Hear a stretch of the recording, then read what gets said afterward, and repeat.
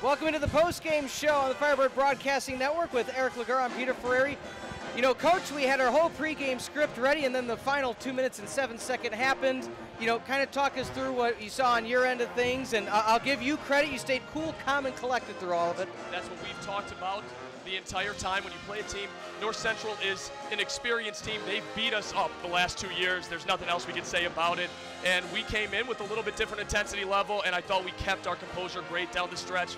Happy that A.J. Johnson stepped up and made some free throws late to kind of extend the lead. But overall, just what an effort for our guys to pick up when we're a man down. When you're missing a player who leads the conference in minutes played and has the ball in his hands a lot for us, so you needed somebody to get there. For us to have 18 assists to only 5 turnovers against a team as aggressive as North Central in the correct spots as much as they are, that's a credit to all of our guys stepping up big time today. Yeah, handing it off now to Eric Laguerre. We know one thing he kept saying with the way A.J. Johnson ended, it gave him some flashbacks to one Steve Djurickovic in his own right during his playing days. But, you know, Eric, what do you have for Coach and what you saw today? Yeah, you mentioned the free throw shooting there.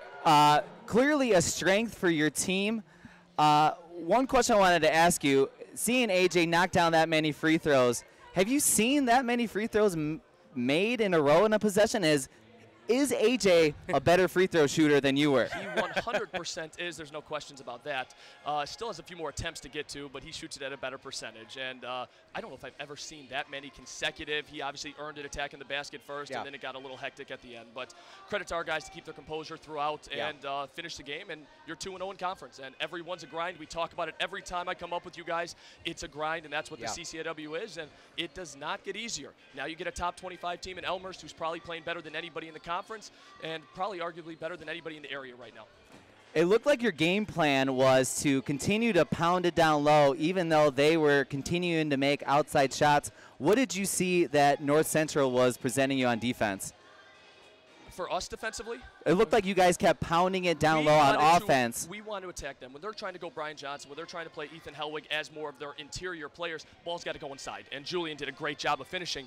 Problem is, people take advantage. People scout. There's a lot of smart coaches around the league, and they found some matchups that Brian Johnson got some looks in the first half. And they didn't have to go 8 of 13 in the first half from 3, but I thought we, held serve and did a better job in the second half. I thought A.J. Williams, his defensive effort on Ethan Hellwig in the second half made all the difference in the world. He played without fouling. He's as strong of a defensive player that we have, upper body, and has that first step quickness to get there. And shoot, I'm glad Ethan's gone finally. All the Hellwigs, to be honest, because they scored 1 million points for the last 8 years, it feels like.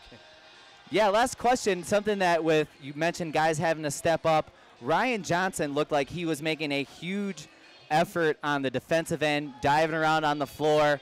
What did you think of his effort stepping into the starting lineup? He's getting better and better every single day, and his growth from November 1st to December 1st has been dramatic, and now I'm excited to see what the next step is going to be for him. He's given us some valuable minutes these last 3 wins, all home games, against very good teams, 4 games now with Anderson included. So he's taken the steps we thought he was going to take. We didn't think it was going to be in a situation with one of our starters down, but he stepped up in a big, big way. He can guard 1 through 5. He can space it and shoot it, which we haven't seen that part of his game yet, but he's getting better and better every single day. What's the rest of the week going to look like before you head over to Elmhurst?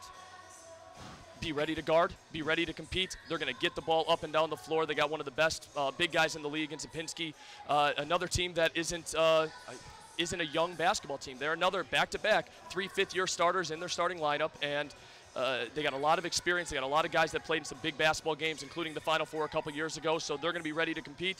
That was one of our better performances in their gym last year, and excited to get Antoine back for it, and we'll have 2 good days of prep and be ready for another challenge of 2 top 25 teams.